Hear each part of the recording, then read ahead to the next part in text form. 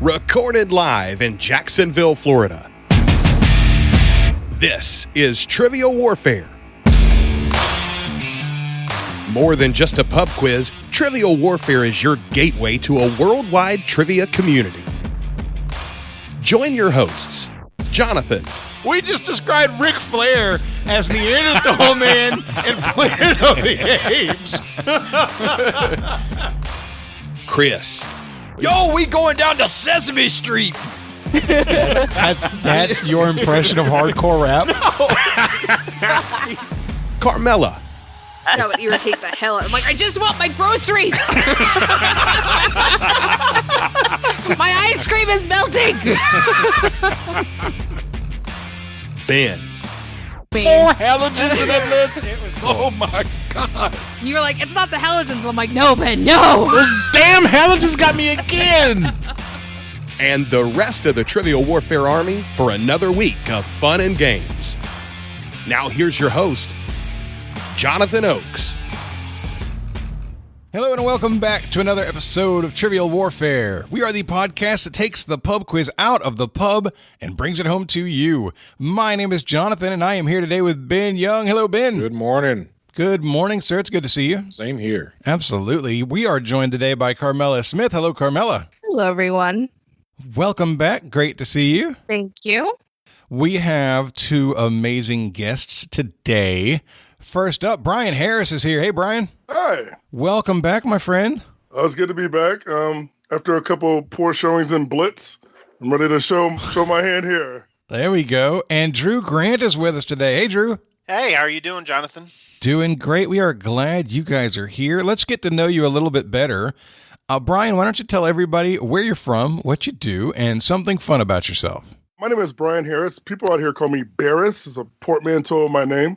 Ooh. I run a small trivia company. I'm from Hartford, Connecticut. I also bartend. I also just started doing voiceovers. If that's not interesting enough, I know you guys like wrestling, so I thought about a wrestling story when I was 19, working at a record store. And for the millennials, a record store is where you get music instead of downloading it. Yeah. I'm in the store, and in walks, at the time, this is probably like 94, 95, the wrestlers that portrayed Harvey Whippleman in the Brooklyn Brawler. I don't know what their names were at the time because I wasn't watching wrestling. Yeah. So they come in, they're like, we're looking for a Jerky Boys tape. I point them to where it is. They go get it. Oh, by the way, a tape is what we used to listen to before you download. I know what a audio tape is, files. Brian. Yeah, no, I think you're actually talking to the Gen Z people. The millennials know about record stores. Oh, yeah, I guess, yeah. It's the Gen Z. So I point out the tape, and he's like, can we just take it? I'm like, no.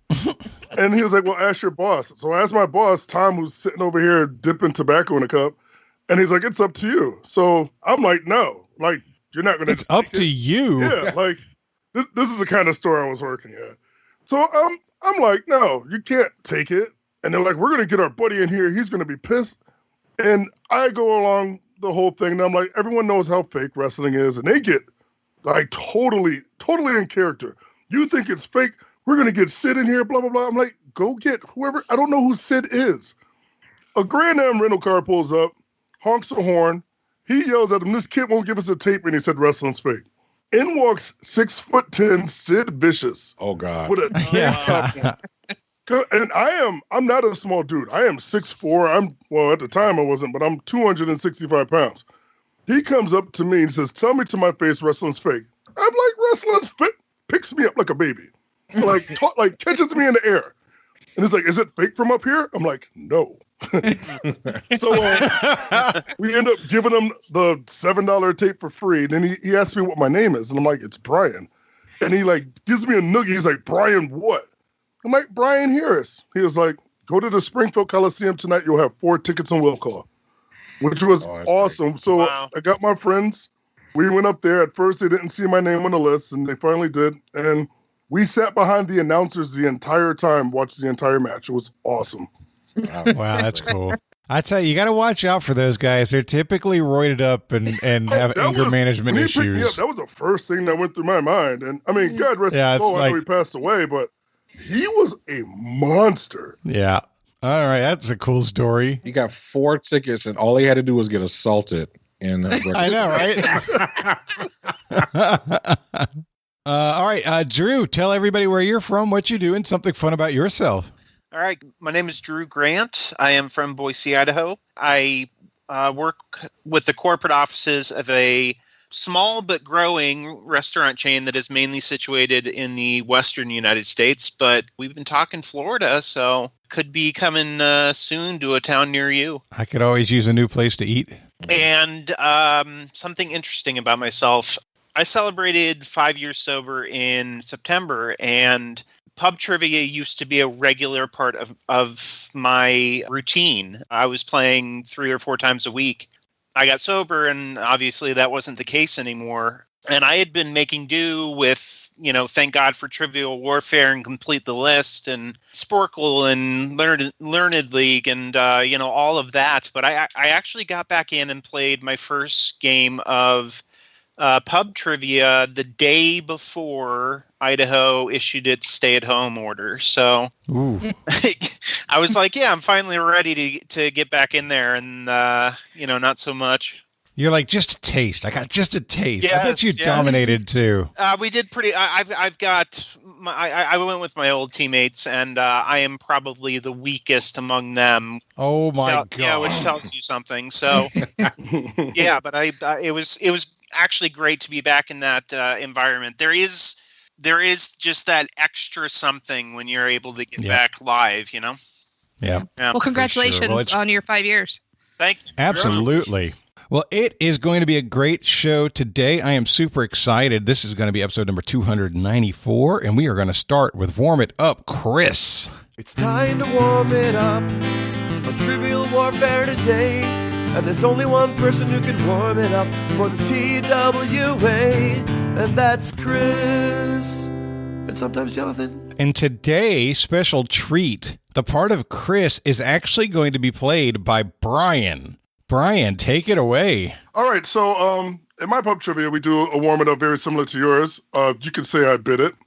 I will take that honor, but I try to make it my own. So just going through things, I just thought of this would be funny after going through how many yoga poses there were. So you have to tell me, is this a yoga pose or something I made up? Who are we going to start with? Right, I feel like I have a decent grounding.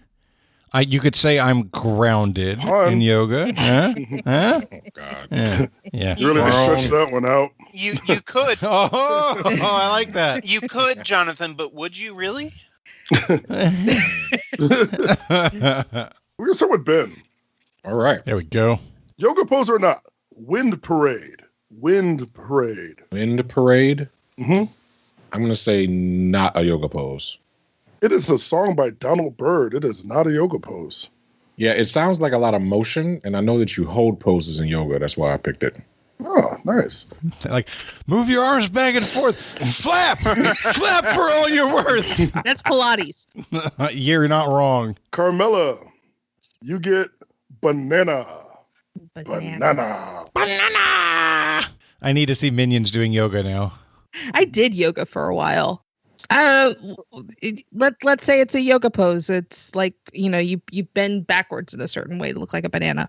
That is exactly what you do in this pose. It's correct. Woo! Wow, nice job. Andrew, or is it just Drew? Just Drew. The whole brevity When I thing. hear Andrew, I think I'm in trouble. Yeah. You get cow face. I've done yoga once in my life. All I think about when I think about yoga is this meme I saw once that is 2 people doing yoga, and one of them says to the other, "Are you thinking what I'm not thinking?" Let's see, cow face. That seems like it could be some kind of seated yoga pose. I'm going to go with real. Oh, you are correct. It is a real yoga pose. Whoa. I like that you sweated it out. Speaking of sweating it out, Jonathan. Yeah. You get figure 4. That's a leg lock. I'm saying no, not yoga. What if I told you it's also a yoga pose? Oh, I don't want it to be a yoga pose. That's why I picked it. I honestly thought you were trying to slip a wrestling move in there. Some of these, I did slip some things in here that are some pop culture references if you catch them or not. Yep. Back to Ben. All right. You get awkward. Awkward. Awkward. I'm going to say not a yoga pose. Awkward is a yoga pose. Wow. Yeah. Have yoga pose called awkward? It's a yoga stance What does it look of like? awkward that very often the other different types of poses. But they're all awkward poses. Oh, Can you okay. demonstrate? I cannot. Oh. It would get awkward if he did. Yeah. Carmela, Yes. shoot the fade. Not a yoga pose. Shoot the fade is what the new kids call fighting now. So it is. Is not. it really? Okay. I mean, I've heard of faded for fighting, but because that was a popular term when I was in high school, but I've never heard of that first part added to it. Shoot the fade. Yeah. Drew, you get Queen of the Devils. I'm going to go with... That can't be a thing. I'm going to go with fake. It is from some anime I watched. This corrected is fake. I think it's from Ninja Scroll. Jonathan, you get Sphinx. That really feels like you didn't spell it S-P-I-N-X, I spelled did you? it S-P-H-I-N-X. All right. I thought it might be a Leon Sphinx reference. I'm going to say real yoga pose. It's a real yoga pose. Yeah. Is that the one where you bend over backwards and then come through your legs or something like that? I don't know, but Holy I know you crap. don't have a nose when you do it. Oh. Is that too soon? Too soon for a Sphinx losing its nose? We're back to Ben. Yep. You get Birds of Paradise. Birds of Paradise is definitely a magic card. I'm going to say fake. Oh, I didn't know that was a magic card, but it is a real yoga pose. Oh, wow. Okay. It's also a kind of flower. Yep. Yeah. Okay. Carmela, Yes. you get Birds of Prey. Is there a duality here? Yeah, that's what I'm wondering. I mean, there's Birds of Prey, the DC series. There's, actual real life birds of prey like owls and hawks and stuff. I'm going to go with not a yoga pose. It is not. I definitely got that from the Harley Quinn movie. All right. Drew, you get Waterbending. Okay, so is this also a yoga pose is the question. I'm going to go with fake. Oh, yeah, that's definitely from the Airbender series. Yes. Nice. Yeah. It's based on Tai Chi, though, waterbending. Oh, okay. That'll be my next warm-up. Jonathan, you get Yes. Sleeping Tortoise. Oh, that's apropos. Sleeping tortoise. You could definitely pull everything in. Yeah, that's really creative if you came up with it yourself. I'm going to say it's real. It is real. There we go. Good job. Also, way to be secretly shady to Brian. You didn't come up with that on your own. You know what? You're right. That was an assumption of a negative belief there, but it is almost always less likely that somebody went way out of the park than it is that it's the thing that you think. Gotcha. But it has happened. Ben, Yep. you get Firelog. Fire log. Mm-hmm. That's real. That is a real yoga pose. Nice. Yeah, it's named by Johnny Cash. It's what comes out of the Ring of Fire. Oh, God. It burns. No, it burns. That's terrible. Carmela, you get Diamond Cutter. Isn't that a Diamond Dallas Page move in wrestling? It is. Indeed, It's it is. like the one thing I know. I'm going to say that's fake. That's not a real yoga pose. All right, so it is fake. And talking to a friend of mine, when I showed him this list, he said Diamond Dallas Page does yoga now. So it is possible yeah. it is a yoga move, but we're going to call it Oh, fake. that's a good point. I know, bet that's it is. crazy, right? When he said it to me, I'm like, oh. Yeah. DDP yoga is a DDP big yoga. thing. Yeah. He was on Shark Tank. Yeah, to watch me flex my little teeny tiny bit of wrestling knowledge. I'm very proud of I you. was impressed. I'm not going to lie. You pulled that. That's not a very mainstream person to remember nowadays. That's why I gave that one to you, not Jonathan. That's why he got a figure for it. Oh, Drew, you get Rising Tide. Rising Tide. Game theory, using game theory to determine the order doesn't work as well when you're only going one out of every 4 answers. I'm going to go with a real yoga pose. Wow, it is fake.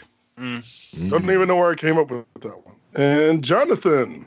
Mm-hmm. Okay, you get crying wolf. It feels fake. I'm going to say fake. It is definitely fake. Yes. 'Cause I was crying wolf during half of those. And that's your warm it up, Chris. I'm glad you enjoyed it. Oh, that was really good. I really did enjoy that one. Cool. Yeah, it was a good one. As I mentioned earlier, this is going to be episode number 294. But before we get to the matchups, I want to remind you that the Everyday Q&A trivia calendar for 2021 is still available. There are less than 200 calendars remaining. The shipment is coming into the warehouse in late November, where it'll be shipped out from there. So if you want to get yours and have it delivered before Christmas, make sure you order in the next week or two. We will run out of these things. We had people asking for them way after the end or the beginning of the new year this year. So we ordered as many as we could, and I guarantee we're going to run out. So order now and make sure that you get yours. I want to do a big shout out to all of our patrons and subscribers. You all are fantastic. And if you are interested in supporting the show and getting 2 extra episodes per month, along with a slew of other awesome benefits, go to trivialwarfarearmy.com and sign up to be a sergeant or a lieutenant or a captain, depending on what rewards look great to you. So today's matchups. It is Carmela and Brian versus Drew and Ben. Jonathan is hosting, and it's time to play the game. Players. Oh, yeah. Y'all know what time it is. This is Mr. Literature himself, cordially inviting you to the game. This is 6 rounds of trivia goodness. 3 questions per round. Every right answer gets you 10 points. In the middle, we'll take a pause for the cause and ask a midpoint question worth up to 20 juicy points. After round 6, you can wager any or all those points you've been building up and take a shot at the final round. It's a series of theme-based questions we call the Gauntlet. It's just that easy, baby. But this game ain't gonna play itself, players.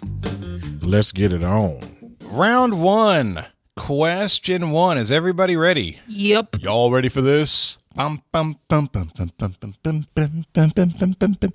category is before and after. It started life as a song written by Bruce Springsteen and performed by Manfred Mann and the Earth Band, and ended life as the protagonist of the top-earning animated film of 2006. Ka-chow! Ka-chow. Ka-chow. You good? Yeah, absolutely. All right. We're locked in. That's clever. All right, so they're locked in, Drew. The song is Blinded by the Light, so I'm trying to think of an animated film that starts with light. So, funny story, people may not know.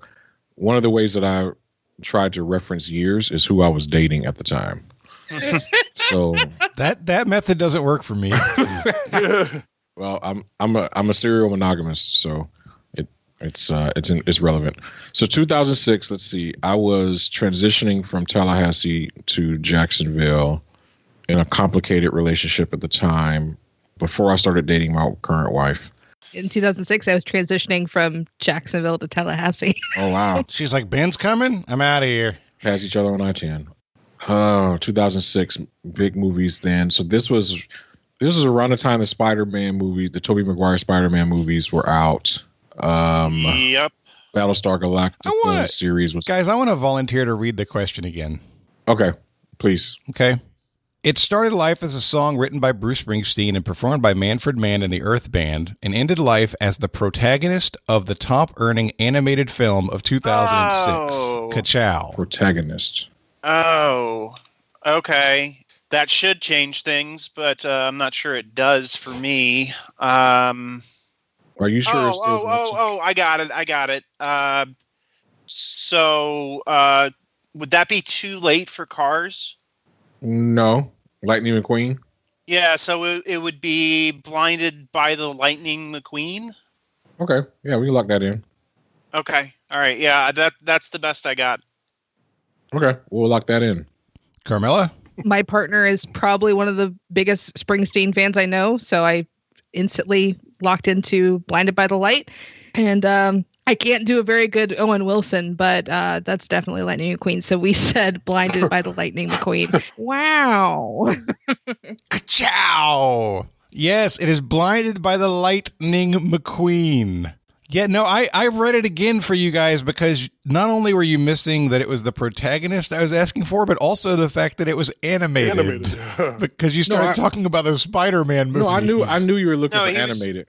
He was just using that as a time reference. I see. I think we both were on the animated. Carmela, I'm so glad you put that because I couldn't think of the name of the song. I kept thinking Wrapped Up Like a Douche. Wrapped Up Like a Douche. Wrapped Up Like a Deuce. Another runner in the deuce, dude. It's a deuce. Well, I have heard it as douche in my head. I understand why, but it's definitely wrapped up like a douche. I too have been wrapped up like a douche. That is in the runner in the night. If that was the actual lyric, I think it would be a very different song, or or maybe not. Where you got? I mean, what does the runner in the night represent in that scenario? I think we should move on to the next question. That's a good point. All right, question 2. Your category is acronyms. It was surprisingly hard for me to remember this recently, so I'm going to pass that joy along to you. What 4 words make up the acronym NASA? And there's a bonus option here. I'll give you 2 bonus points if you can tell me what Greek goddess the current NASA crewed spaceflight program is named after. It's had this name since 2017. Shout out to the bonus brigade on this 2-point bonus. This is a space question, Carmela. I'm waiting for you guys to lock in. Ben, I think I got it if you look at the chat. That's a female? He asked questioningly. Yeah. I think so. Okay. I didn't think that was a female. But Uh-oh. I mean, you seem confident though, so I'll go with you. I don't have a better answer either. Well, we're gonna lock in if you guys want to talk out loud. Okay. So yeah, Ben. So we both locked in pretty quickly on the main, and I think we agree on that. National Aeronautics Space Administration, or Aeronautics and Space Administration. Yep. I'm pretty sure that isn't Artemis the goddess of like hunting or something like that? It has always been in my head that Artemis was male, but that doesn't mean it's right. And I don't have a better answer. So I know that Artemis has been used by NASA. Whether it's currently being used is the only thing that I can't, because Artemis feels older, but it's the only goddess that I can come up with that was used by NASA. Okay, let's just go with it. Okay, so we're gonna lock in with National Aeronautics and Space Administration, and for the bonus, we'll say Artemis.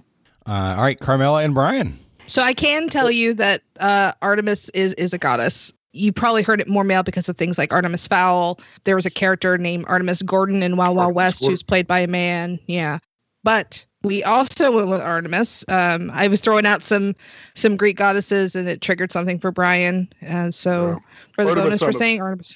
Yeah, sounded familiar. And if we're trying to get back to the moon, it would make sense. And National Aeronautic and Space Administration is what it means. I do appreciate you using an actual acronym and not an initialism. All right. Well, the correct answer is National Aeronautics and Space Administration, and the goddess I'm looking for is Artemis. Nice. Great job. Nice job. Yeah. So everyone. they had Mercury, and they had Gemini, and they had Apollo. The current one of those going on right now is Artemis. So, round 1, question 3. Your category is 80s music. Woo!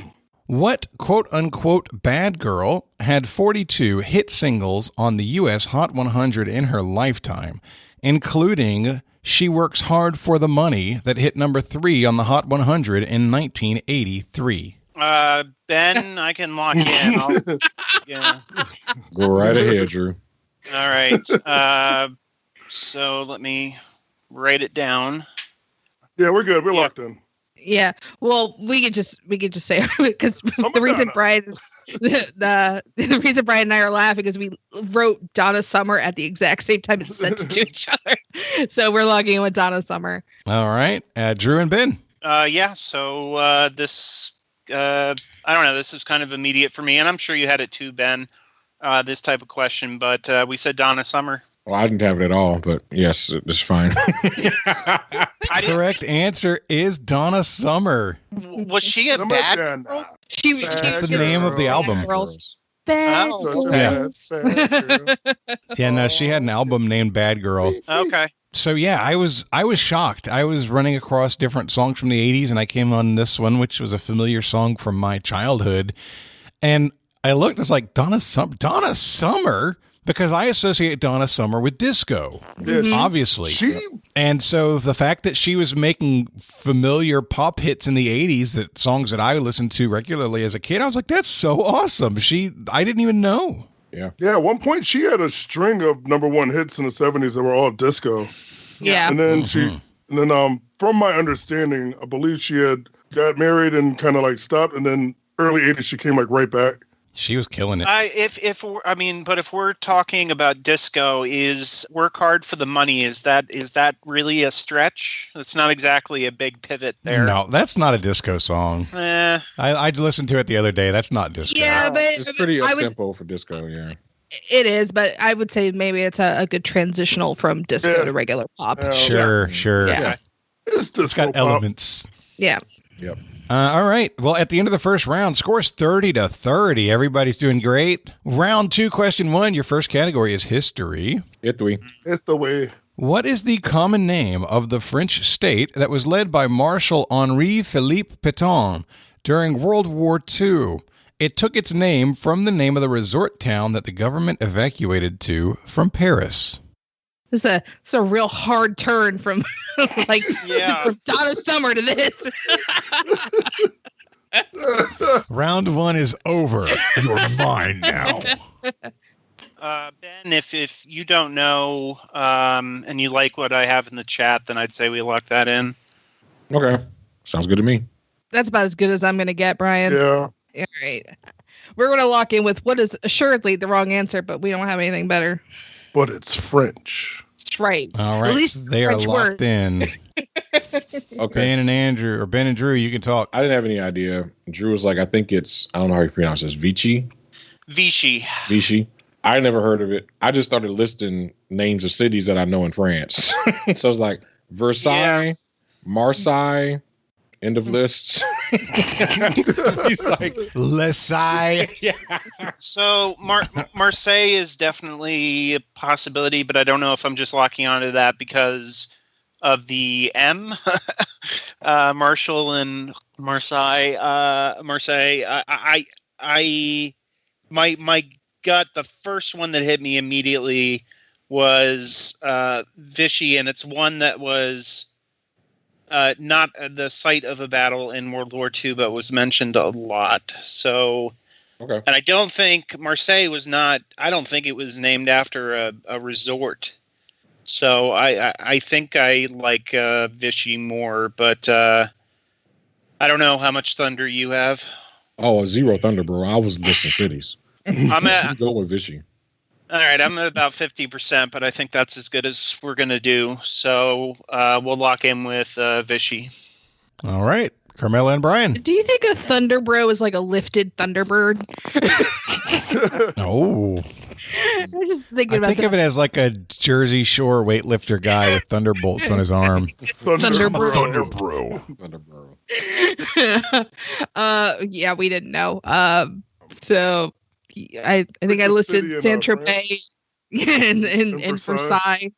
So we said Versailles because we don't know. So when they evacuated Paris, the French government moved to Vichy, France. Great And job, it is the dude. Vichy, France government. All right. Good one. Well done.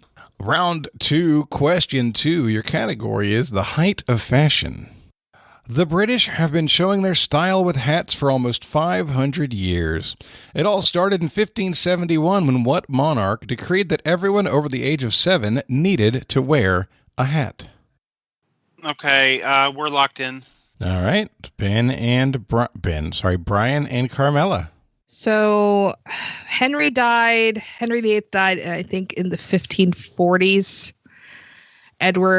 His son Edward was king very briefly. I think Mary died closer to 15. I think this is going to be Elizabeth Tudor. So Elizabeth the First. The first one. Yeah. Because she was queen for quite a period of time, and I think I'm trying to remember my Tudor history, which is probably the only real monarchy history I know. I think this is going to be Elizabeth. I'm down to clown. All right, Elizabeth the First.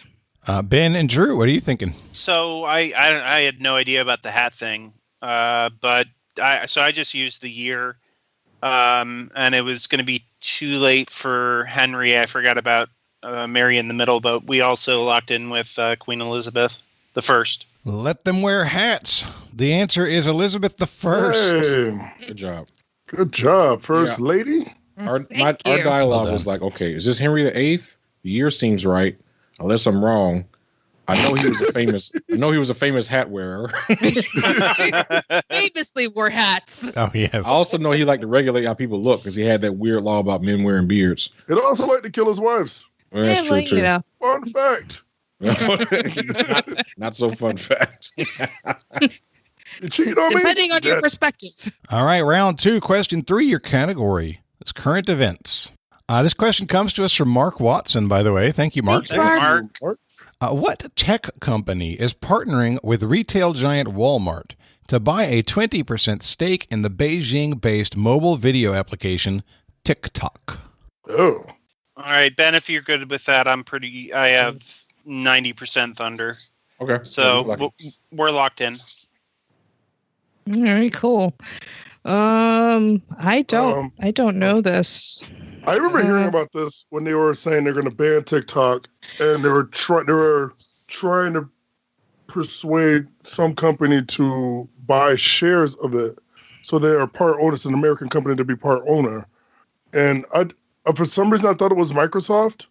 I can see it being Microsoft. My first instinct for tech company buying stuff up is always Google. Yeah, because they buy up everything. But the other thing that I'm wondering is if it's Facebook, because they have a tendency to buy up other social media apps. Yeah.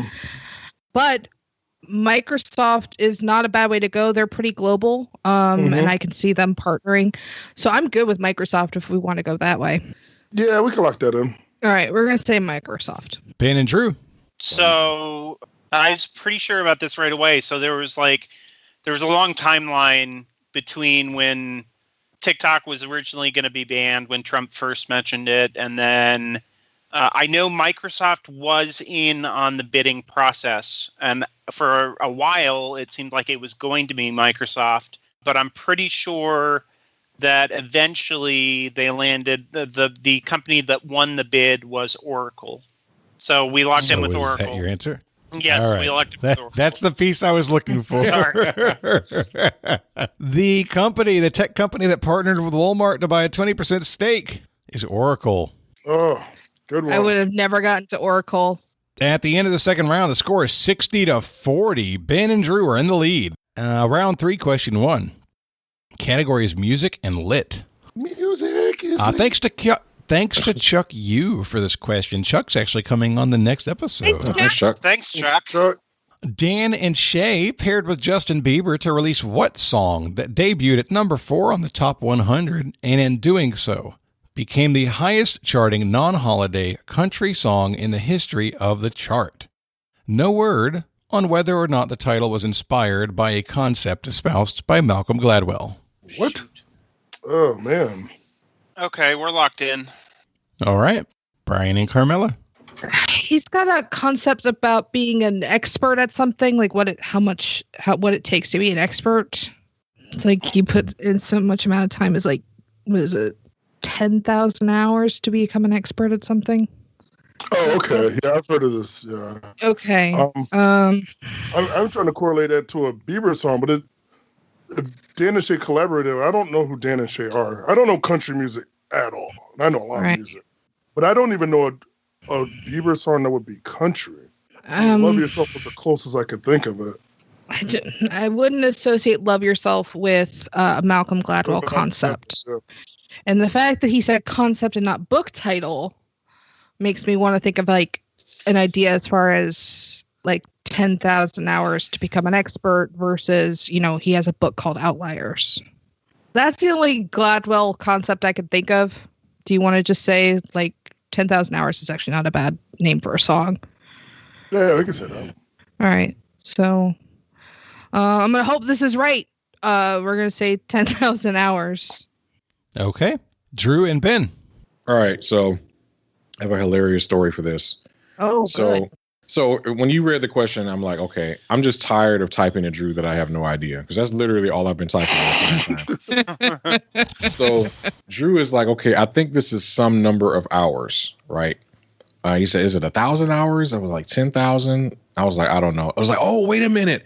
I've heard this concept that if you do something for 10,000 hours, you become an expert at it. And I remember that because when I used to play WoW, my folks in my guild would talk about there's this achievement called Could Have Been a Doctor. And it actually looks at how much playing time you've had. And it tells you if you go over 10,000 hours, you could have actually become a medical doctor instead of playing WoW.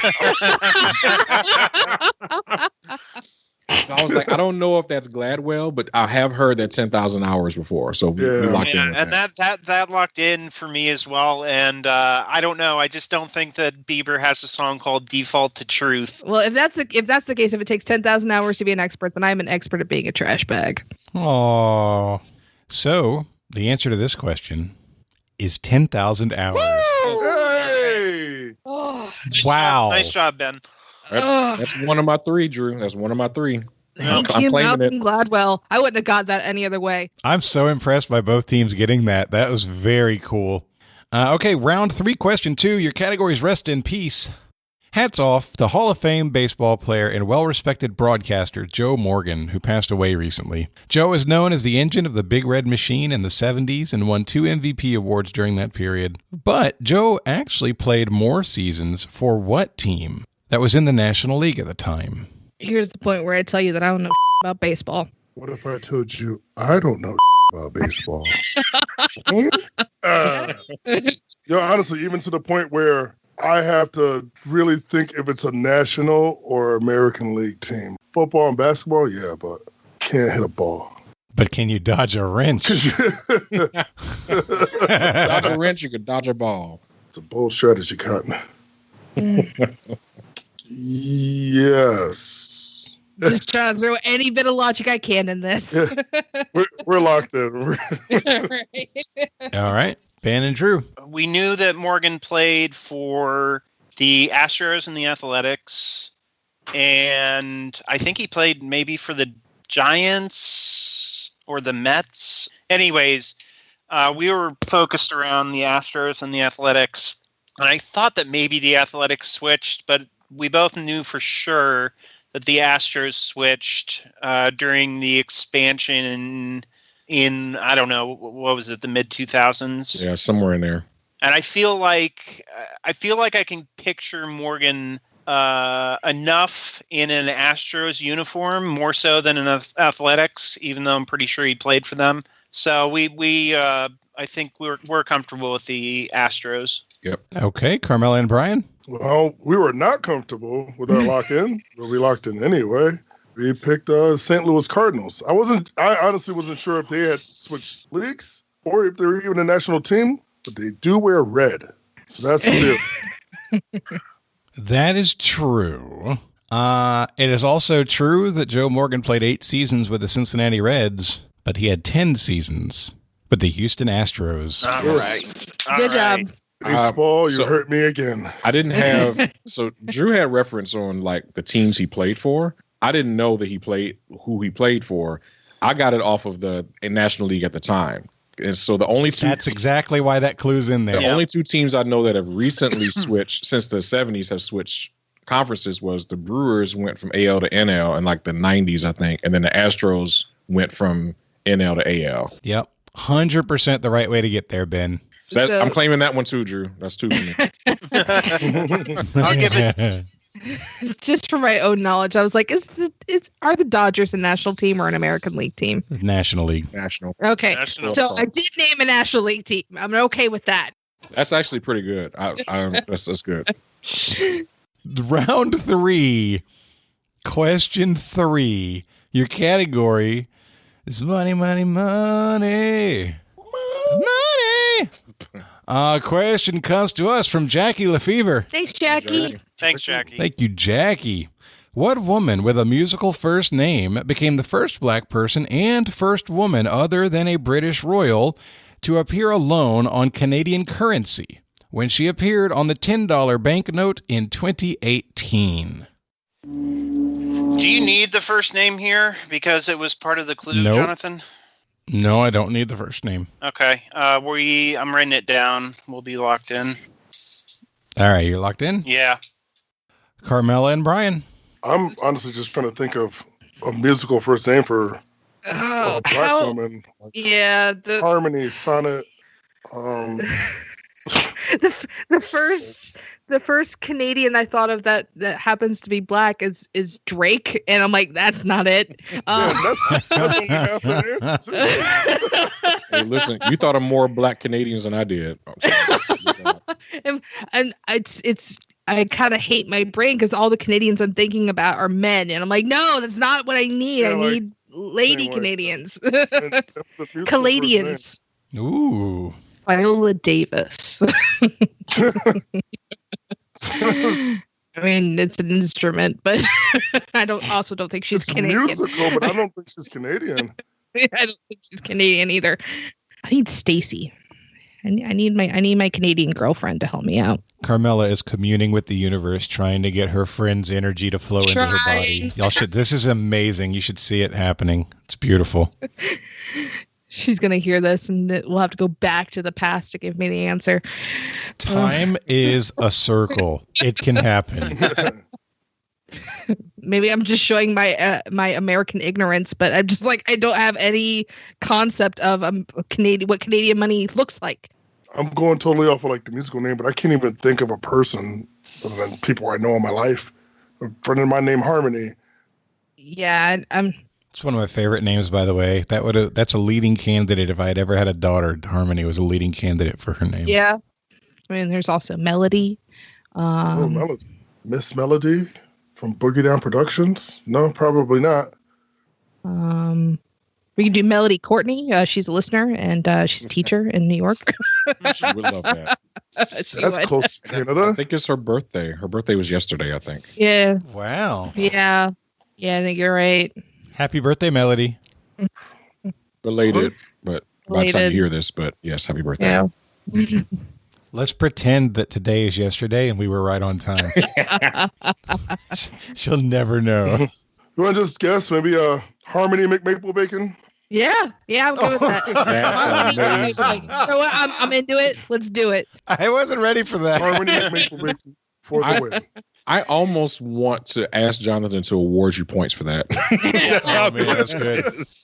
I'll take a 75% point for that. All right, Drew and Ben, what do you have? I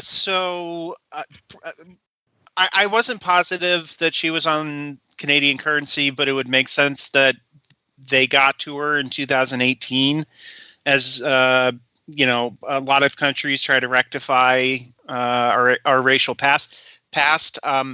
There was a woman named Desmond, and she was, I think, kind of like the Canadian Rosa Parks, I guess, but it wasn't a bus for her. It was something.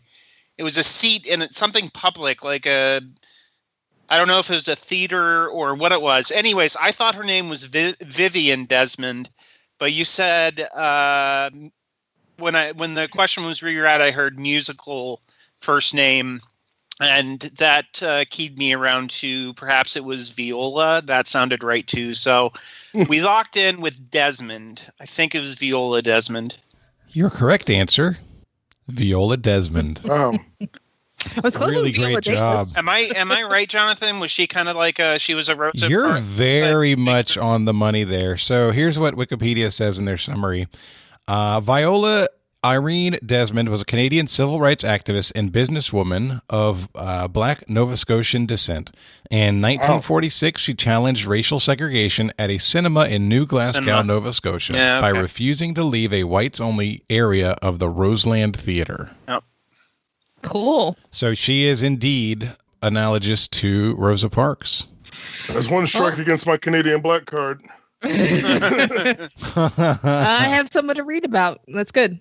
Yeah, that's it. That's really good. I didn't know that. I just read about her like within the last year. I'm sure I hadn't heard of her before then. At the end of the third round, the score is 80-50. Ben and Drew are in the lead. And your midpoint category is boss women. This question comes to us from Judy Pull. Thanks, Judy. I hope I pronounced your last name right, Judy. It's Puhl. It could be Pool. It could be Puhl, but I think it's Pull. As of September 2020, 6 NFL teams have a woman named as the principal, majority, or trustee owner. I'll give you 4 points for the first 5 you can name, and 2 bonus points if you can name all 6. The teams, not the owners. The teams. This is also the point where I get to tell you that I don't know about football. All right. Shout out to the bonus brigade. We got another 2-point bonus. All right, so I know these two. Okay. And I do want to reiterate that it is principal, majority, or trustee owners. Got you. So it's not, just to eliminate confusion, co-owners who are not the primary, majority, or principal owner are not going to be right answers. Jonathan, did you say in history or current? Current. As of September 2020, so this is written September 2020. So not exactly current, but a month ago. I mean, what is time anymore, really? It's a circle, honestly. It's like a river. We're locked in with our 5 and a bonus. Okay. All right. Carmela and Brian. All right, so we've named 7 teams. You seem kind of confident with the Bengals and the Washington football team and the Titans. Yes. We will be calling them the Washington football team. Well, that's their literal name. I don't know why the Las Vegas Raiders came to mind. That in Seattle. I really don't know why. So 1, 2, 3, 4. Tell me more about the Las Vegas Raiders thing. Like, what made you think of that? I'm not exactly sure why, but there's something in my mind where I remember an old lady wearing like Raiders stuff. And then I don't know if I'm confusing that with the Bengals, because I know that was owned by the same lady for a while. Well, I wonder if that is because I think the current mayor of Las Vegas is a woman, and maybe she was wearing Raider stuff. Just I'm throwing that out there. I mean, that's very possible. We can go with it anywhere. Yeah. I mean, we didn't bet any money on this, right? So yeah. So Bengals, Washington, Titans, Raiders, San Francisco. That's 5. Did you want to go with Seattle or? Let's go with Seattle for the bonus.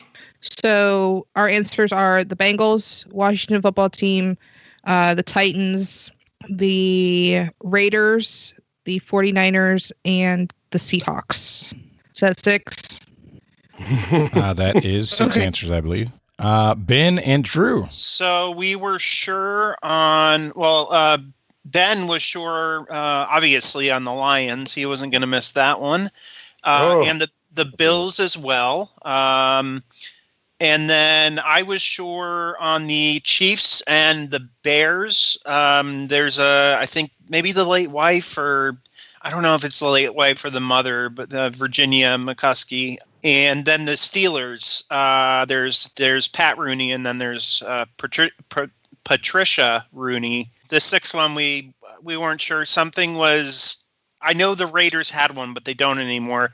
And I'm afraid that the Dolphins had one, and they don't anymore. But Dolphins was the best 6th one that we could come up with, because I know they had one at one point. All right. Your correct answers. The Chicago Bears, Virginia Hallis McCaskey. Detroit Lions, Sheila Ford Hamp. Houston Texans, Janice McNair. Bob McNair passed away not long ago, and she became the main owner.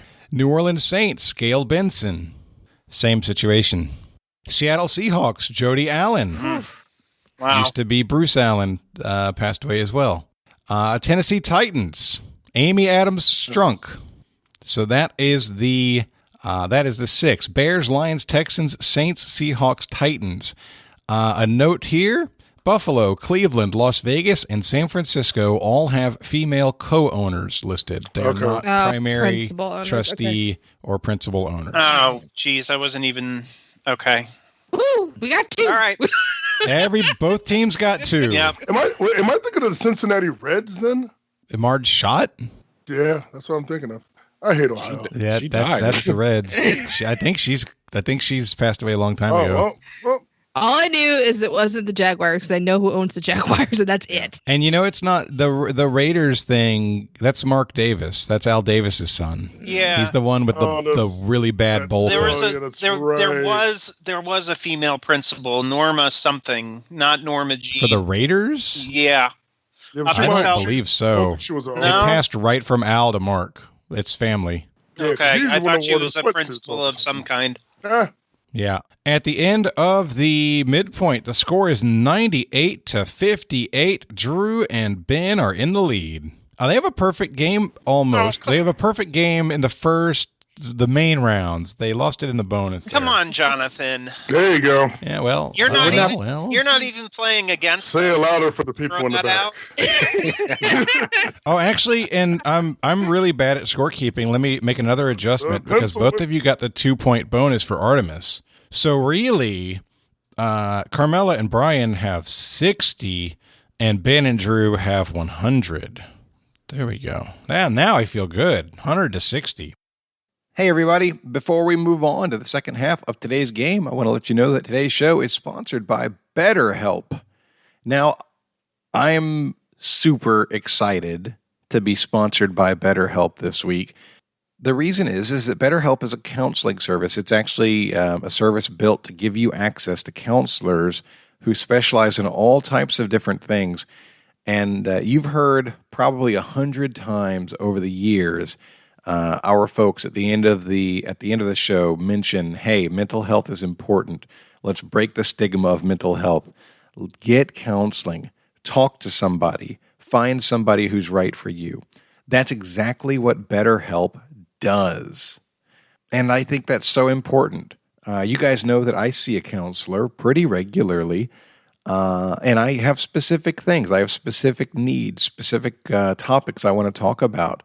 And BetterHelp can help you do the same thing. They can connect you with licensed professional counselors specialized in all kinds of things: depression, stress, anxiety, sleeping, LGBT matters, family conflicts, all the kind of stuff that you might want somebody to talk to about. BetterHelp can assess your needs and match you up with your own licensed professional therapist. You're in a safe environment. You can start communicating in under 24 hours. You'll be able to message your counselor at any time. You'll get timely and thoughtful responses to the things that you send, and you can schedule weekly video or phone sessions. When I think about companies who have sponsored us over the years, this is absolutely one of my favorites because it is such a match with what we see as important here at Trivial Warfare. So I want to encourage you. You can start living a happier life today. And as a listener of Trivial Warfare, you will get 10% off of your first month by visiting our sponsor at betterhelp.com/TWA. You can join over 1 million people who have already taken charge of their mental health. Again, that's BetterHelp, and that's help, H-E-L-P, betterhelp.com/TWA. Go give it a try, y'all. All right, let's get started with the second half of today's game.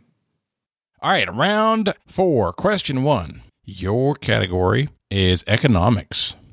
Karl Marx is best remembered for extending the labor theory of value, the history theory of surplus value, and his defense of economic materialism. The latter two concepts appeared in what book published in 1867?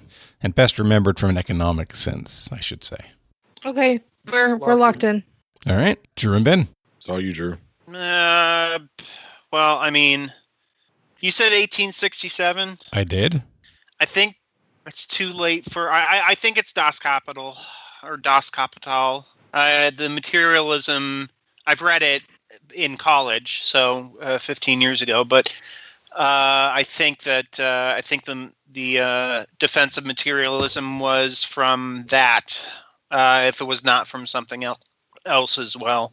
So that's what I have been. Okay. I have no thunder or any of this, so we can lock in with Das Kapital. Okay, that's we're locked in. All right, Carmela and Brian. I couldn't remember the name of that other book. Yeah, I knew the one that he was most famous for, which is that one. And we chose the Communist Manifesto. All right. The correct answer, 1867, Das Kapital. Yeah. Yeah, on the economic side, that was a very influential work. Round 4, question 2. Your category is Pop Goes the Culture.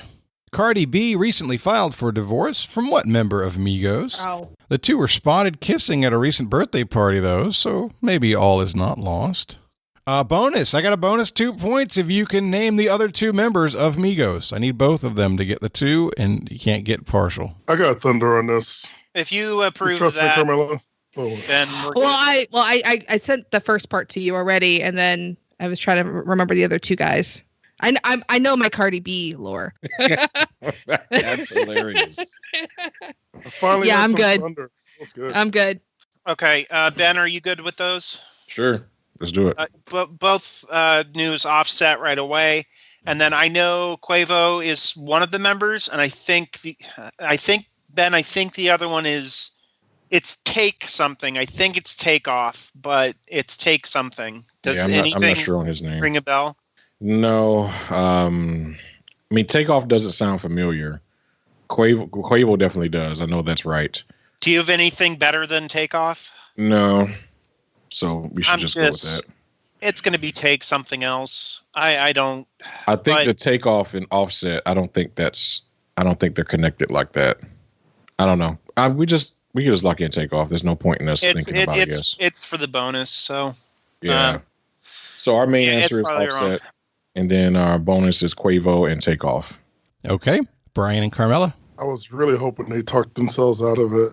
So yeah, she was married to Offset, or is, and going through divorce to Offset. And the other two are Takeoff and Quavo. Quavo? Oh, yeah. Actually, you know what their name comes from? From like Three Amigos. Yeah. Amigos. And Okay. I thought that's Well, I knew hilarious. that. And, like, Yeah. it's so like random to me because like, like I knew the 22? name Migos was a derivation of Amigos. Right. they are Specifically wild from and Three crazy Amigos. guys. they can't be. They're hot boxing. But I always have a hard time remembering Takeoff because I remember Offset because he's married to Cardi B. I remember Quavo because he's with Saweetie, and I never remember Takeoff because I don't know who he's dating. Takeoff. We need you to up your game, dude. There's an infamous somebody more interview famous. with Joe Budden that he was left off bad and bougie. So who left off bad?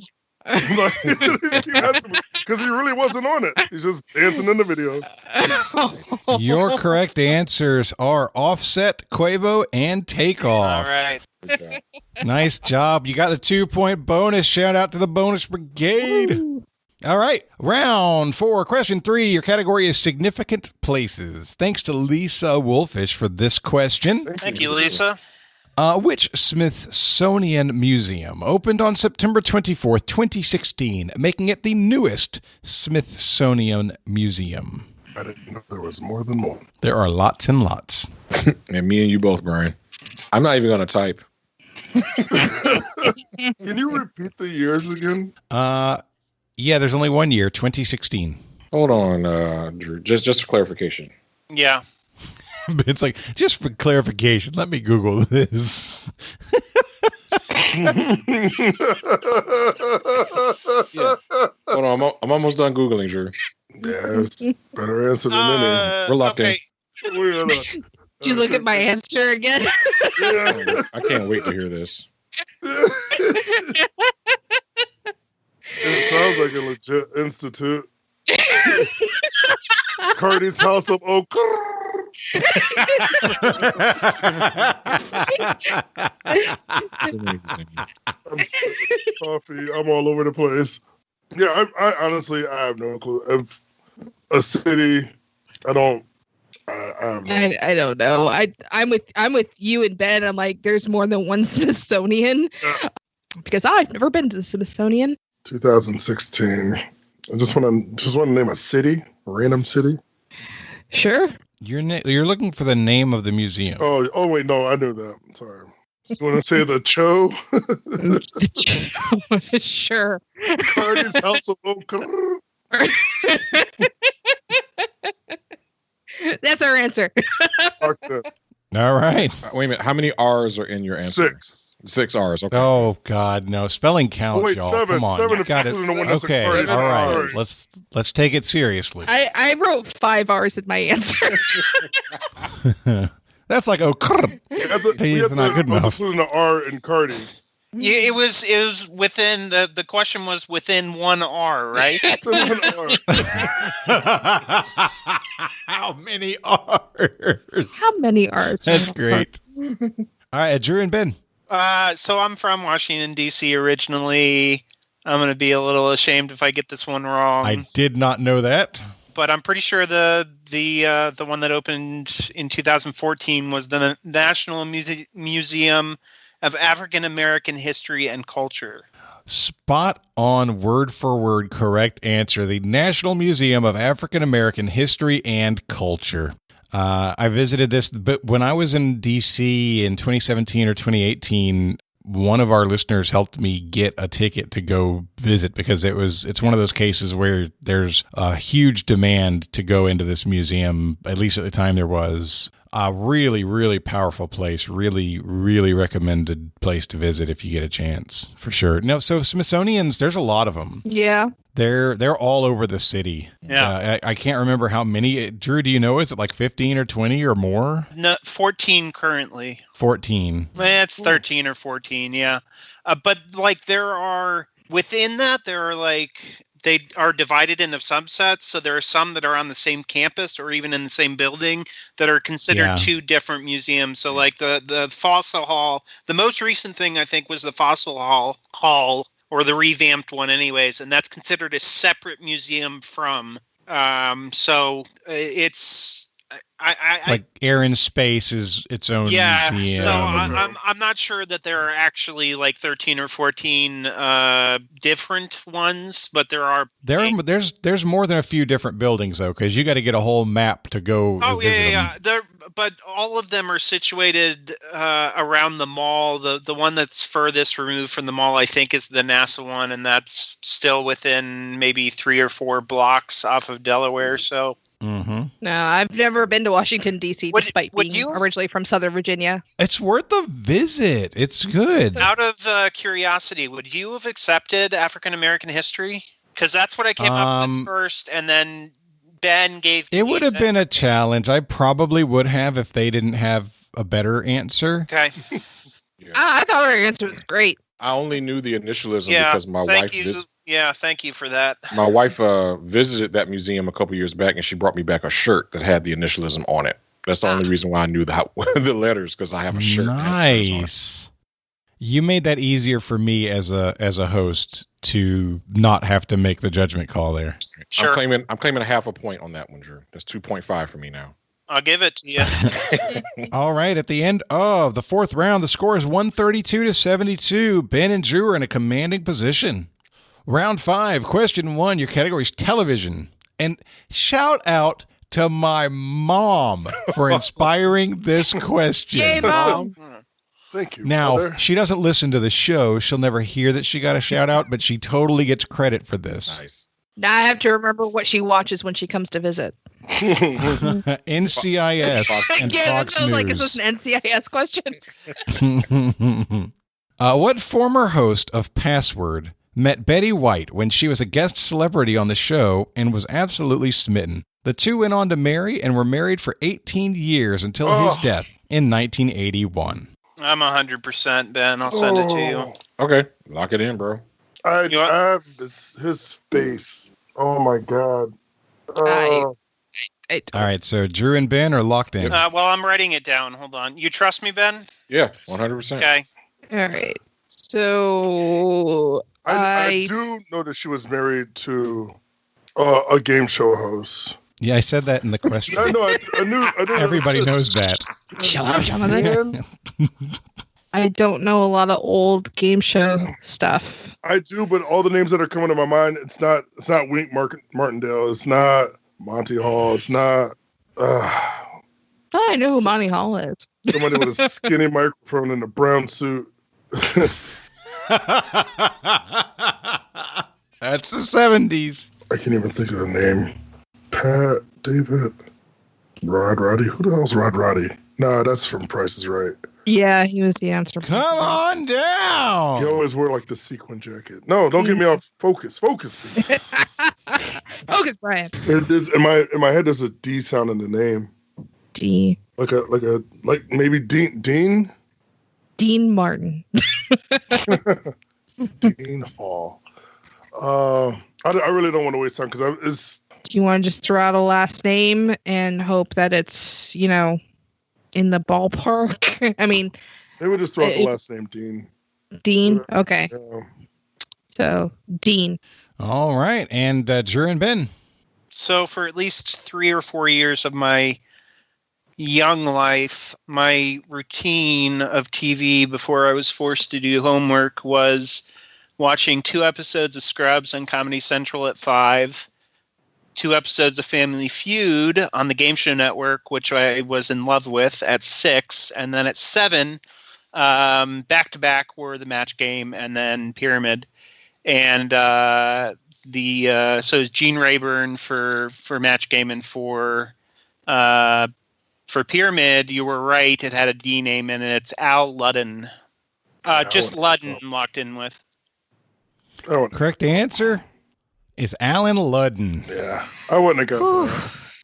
Absolutely. Yes, I was shocked. I mean, I've seen Alan Ludden before. I'm talking to my mom on the phone, and we're talking about the Golden Girls and Betty White, and she mentions Alan Ludden. I'm like, what about Alan Ludden? You mean like the game show host? And she's like, yeah, they were married. I'm like, they were married?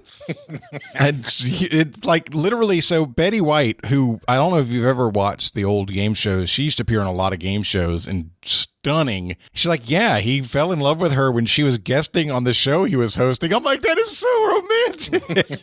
That's awesome. So Alan Ludden is correct. All right, round 5. Question 2. Your category is science. Science. Nice. We've all seen weather maps that are covered with those little lines that join together places of equal atmospheric pressure. What are they called? I'm just trying to pull it, Ben. I know it. Do you have any idea? It's in there somewhere. Yep. Oh. Okay. All right. I got it. Yep, that's definitely it. Yep, it is. It just took me a second. We're locked in. All right. Barometric came to my mind, like a barometer, but I don't think that would have been it. There's also Doppler in reference to weather maps or weather, stuff. Like Doppler effect. Mm-hmm. Doppler radar or whatever. Yeah, that came to mind too. I like Doppler. Okay. Because I've heard that a lot, and I know usually when they show like the weather patterns how they go across, and they're specifically saying it's from the Doppler radar. Yeah. I wonder if that's the Doppler effect. Yeah, maybe. Or I'm not gonna have a better answer as far as weather map other than Doppler. We can lock it with that. Okay. We're gonna say Doppler. Okay. It took me a second. Shout out to my brother Patrick, who was glued to the Weather Channel when we were kids. So isobars, I'm pretty sure. Correct answer is isobars. Yeah. I wouldn't have gotten an isobar. I don't know what that is. Other than now I know what it is. It's those little lines. It's the little lines. The little lines. All right, round 5. Question 3. Your category is words. This question comes to us from Matthew Burris. Thank you, Matthew. Thank you. What word, meaning a skillful hunter, and originally the name of a biblical figure, had its meaning changed in the American lexicon by Bugs Bunny, who used it to imply that Elmer Fudd was a dimwit? Hey, I knew Yeah, that one. Yeah. Ben. This Yeah, we're locked. I got thunder on that one. Ooh. I want your best Bugs Bunny imitation when you give your answer. Y'all are locked in? Mm-hmm. All right. So, Drew, you typed Nimrod.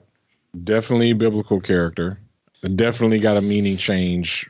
Bugs Bunny would have definitely influenced the contextual change of the definition. So, you feel pretty confident. So, I'm gonna go with it. I think that's I'm it.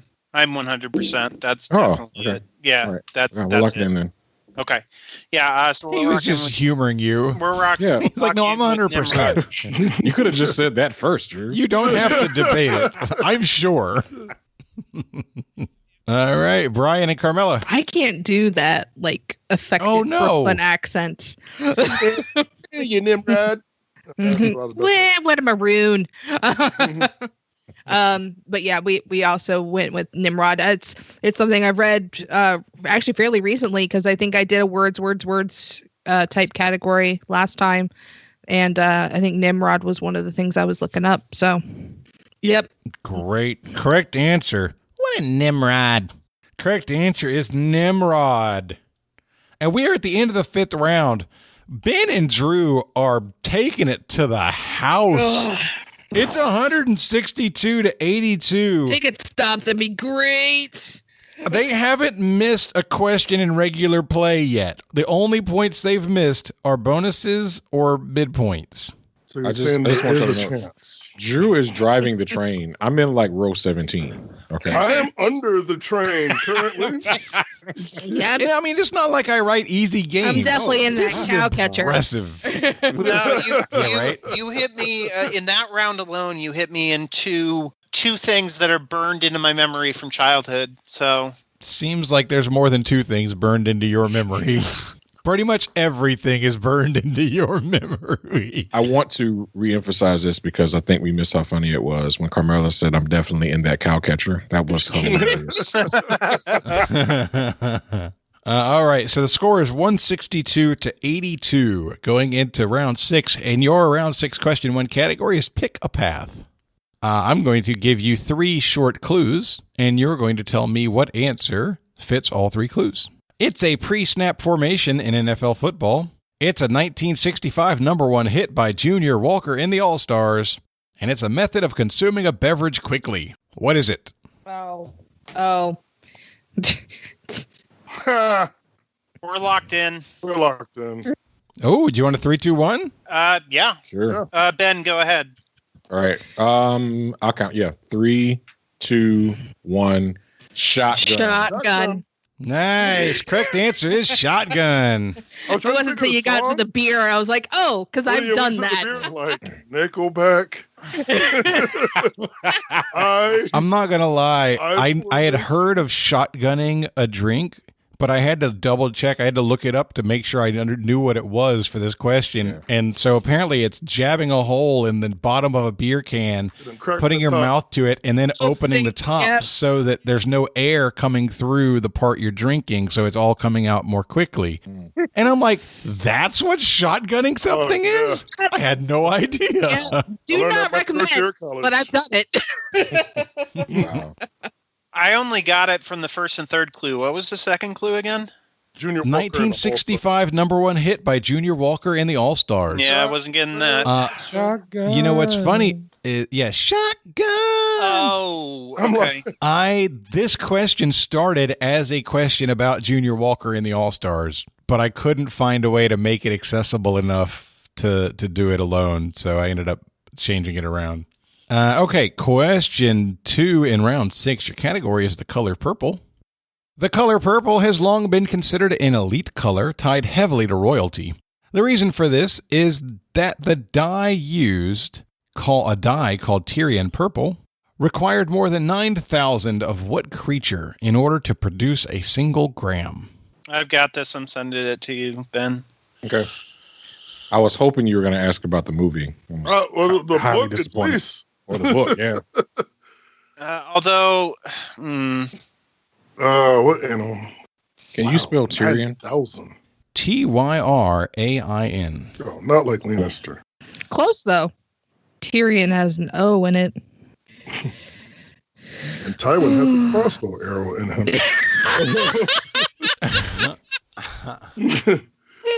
Oh, I like this answer because that makes a lot of sense. I enjoyed that very much. You want to go with that, Brian? Yeah, let's go with that. I like that. I hope that's specific enough for him. All right, we're locked in. Okay, Drew and Ben. I knew some type of aquatic shellfish. Mollusk was what I came up with, but mollusk includes a bunch of different things. I don't have anything more specific than that, Ben. Yeah, me either. I can't even name things that would be in a mollusk. I thought a mollusk was a specific animal. I didn't even know it was a group of animals. So I think he's looking for something more specific. I mean, because technically octopuses are mollusks, and maybe that's it. I would think maybe octopus. The problem is that needing 9,000 to get 1 gram doesn't mean that doesn't fit. It's got to be something smaller. So I know it's a mollusk. Those include snails and mussels, and they don't have a shell, but I think slugs are mollusks too. And then octopi, and I can't think of what else. So I would be most comfortable with either mussels or octopuses or octopi. I would think if you need 9,000 of them, then I think mussels are more likely. okay, well, let's lock in with that then. Yeah, all right. We'll lock in with mussels. All right, Carmela and Brian, what was your answer? Yeah, Carmela put it first. She put snails. And that I sounds about right, especially 9,000. Yeah, snails are small. You'd have to crush a lot of them up. So I hope snails is sufficient, and also I hope snails is correct because that's what we said. In this case, the answer that I'm looking for is snails. Hey! Great job. Nice job, guys.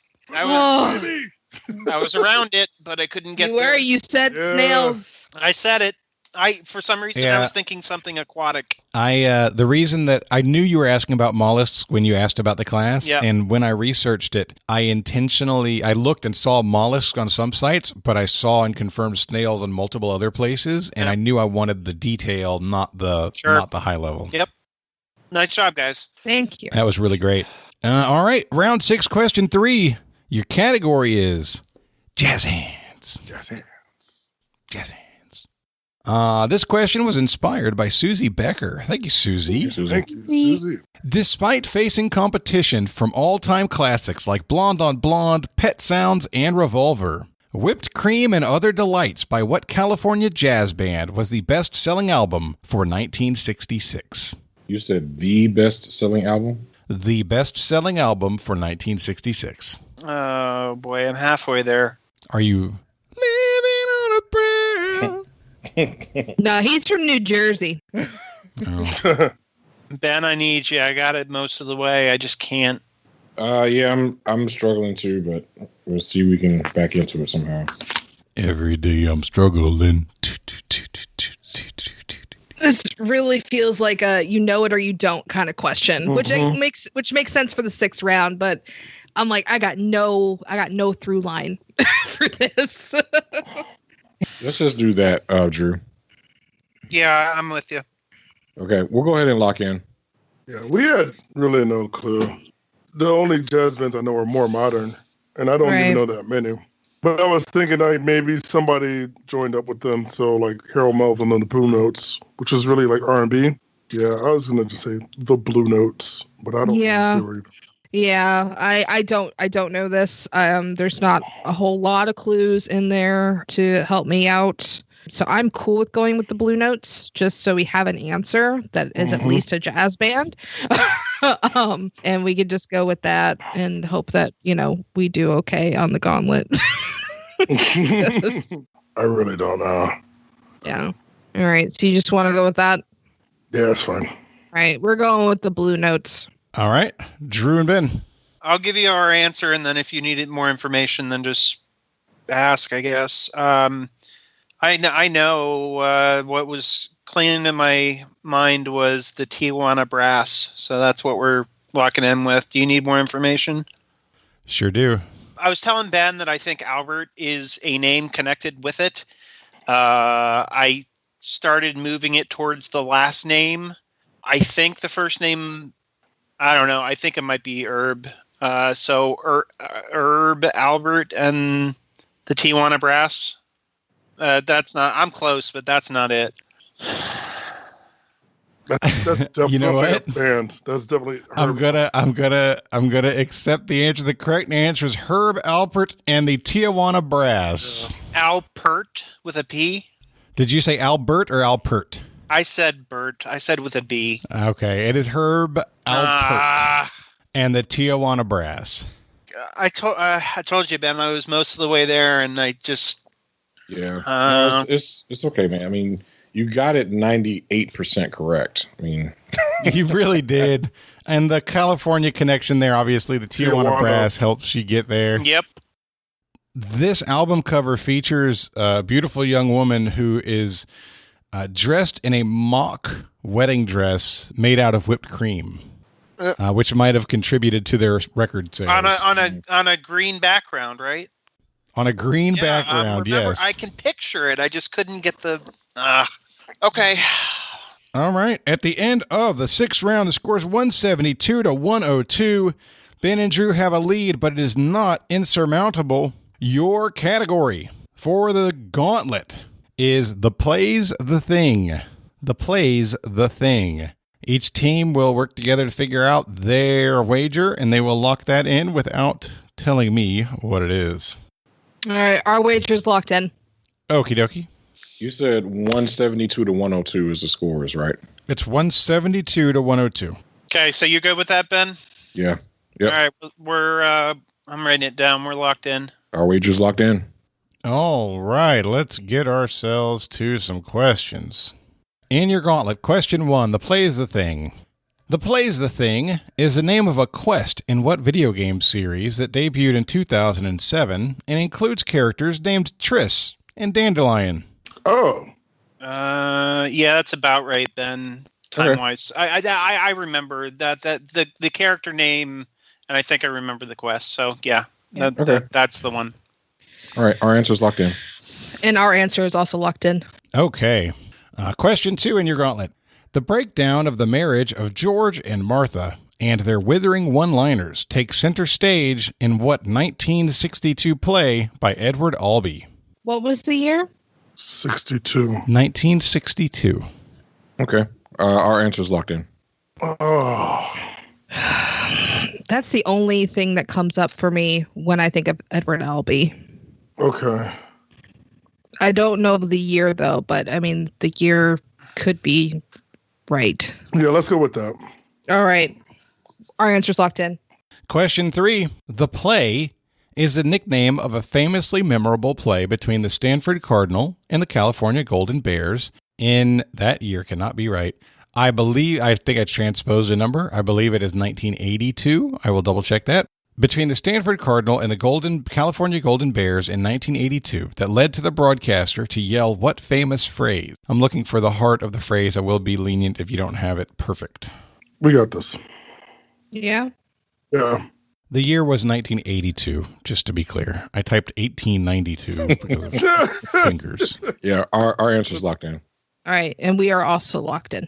Oh. All right, let's go back and learn how we did. The first question I asked, The Plays the Thing is the name of the question. What video game series? Carmela and Brian, what did you answer? It is a game series I've played. I have a hard time playing it because the story's good, but the gameplay sucks because it feels like driving Geralt around is like steering a boat. But this is The Witcher. This is The Witcher. The only thing that really scared me about it was that it was 07. But like I only started playing The Witcher 3. Yeah. So like, and then once I realized the year, I'm like, you know what, that's probably better. But Triss is definitely an NPC, and yeah, that's the name. All right, Ben and Drew. Yeah, Carmela, I've heard you mention this game before, and it is definitely The Witcher. Okay. Question 2, I wanted you to tell me what play by Edward Albee featured the breakdown of the marriage between George and Martha. Ben and Drew, we'll start with you. We went with Who's Afraid of Virginia Woolf. And Carmela and Brian, what did you say? Oh, put the same thing. We did say the same thing. I told Brian I know one play by Edward Albee, and that's Who's Afraid of Virginia Woolf. And I remember hearing the thing about George and Martha one-liners, but I heard like a synopsis of Who's Afraid of Virginia Woolf, and I thought it was a book. That was one of the confusion there. Okay. And the last question, the play is a nickname of a famously memorable play between the Stanford Cardinal and the California Golden Bears. Drew and Ben, what did you say? The band is on the field. The band is on the field. Brian and Carmela, what did you say? Same thing. The band is. It's very memorable when he just one of the Germans comes up and he just like plows right through him and keeps going. But it's definitely the band's on the field. All right, here are your correct answers. Question 1. I wanted you to tell me the video game. The video game series is The Witcher. Ooh. Toss a coin to your Witcher. So yeah, the character Dandelion in the TV show, the character's name is Jasker. I don't know if that's his real first name in the game or not. But that's a connection there. And question 2, George and Martha. The correct answer, Who's Afraid of Virginia Woolf? Good job. And lastly, the play led to the famous phrase, "The band is out on the field." You are correct. The quote is, "The band is out on the field." I accept both answers. And yeah, there is some drummer or tuba player or something that just gets leveled. Yeah. Yep. He gets a lesson memory from that, boy. Oh my gosh. Yeah, definitely.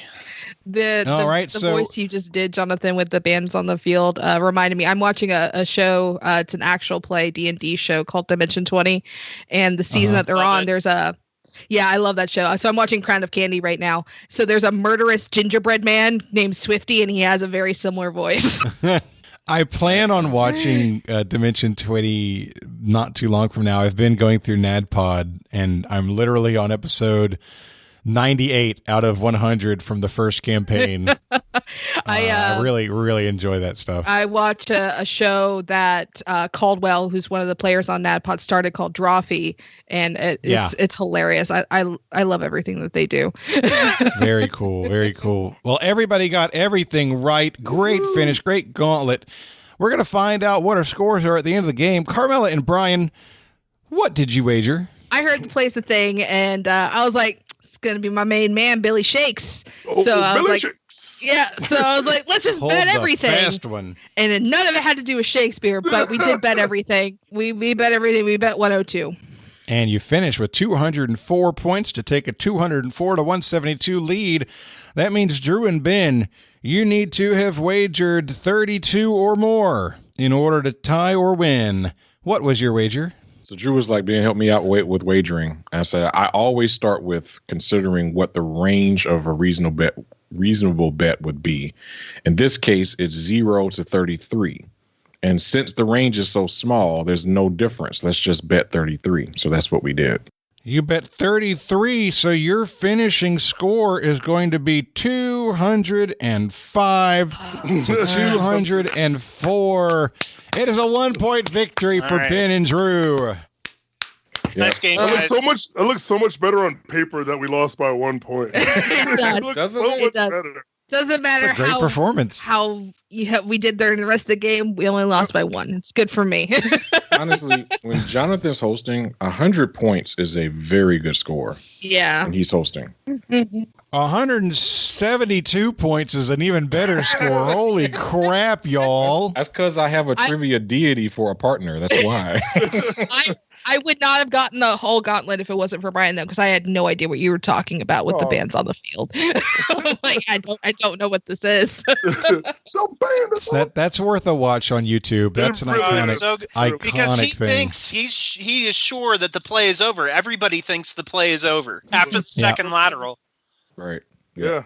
Too great. All right. Well, that's going to wrap us up. Before we go, we like to give everybody a chance to do shout-outs or promote causes they care about. We're going to start with Drew. Well, thanks for having me on, Jonathan. I always love getting on with you guys. I'm going to get political for a second, but not too political, hopefully. So first, just a plea to get out there and vote. What we hear far too often is kind of apathy, claiming that politicians don't care about them. And the fact is that they will ignore you as long as you ignore them. So if your voice isn't being heard, then I don't know why you expect, well, it to be heard. So please get out there and vote. President is the big ticket, but there are plenty of other things going on, Senate races and all of that. And then if I could just quickly on kind of like the state of political discourse in this country, I think it's important to avoid talking condescendingly or claiming moral superiority over those that support a specific candidate. Such behavior is one of the things that will harden their resolve into supporting that candidate. It does no good. And even, these days I can even be susceptible to that. And I think it's important to remember that the reasons or issues that lead you to hate or distrust a candidate are not necessarily the ones that their supporters are using as their reason.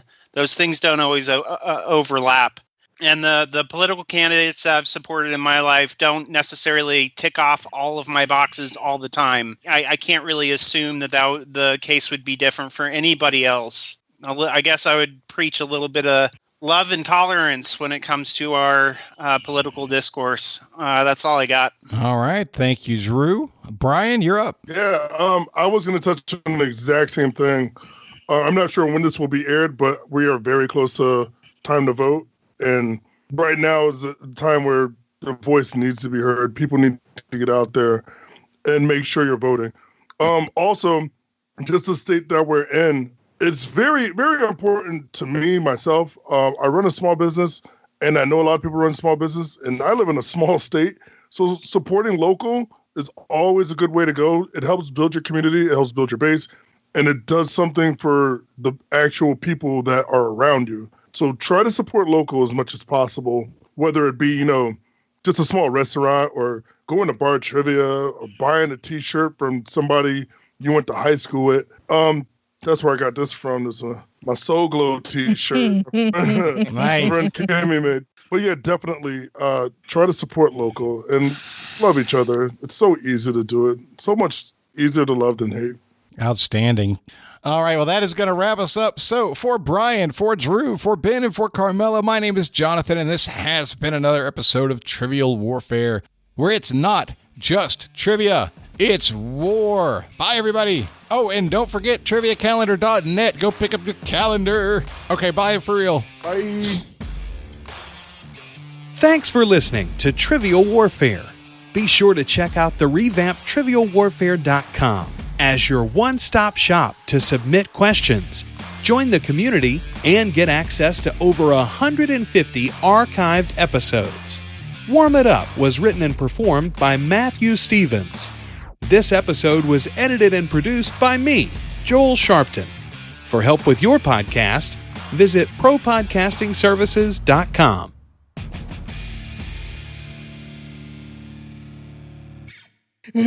All my friends remember my birthday. My birthday is 4/20. Oh, yeah. Well, Oh, man. that's It's a sign. Ironically, the thing that makes you forget, but they still remember. I think you mean ironically. That's stolen, sir. God, I hope you're recording this. Oh. Mm. Na na na na.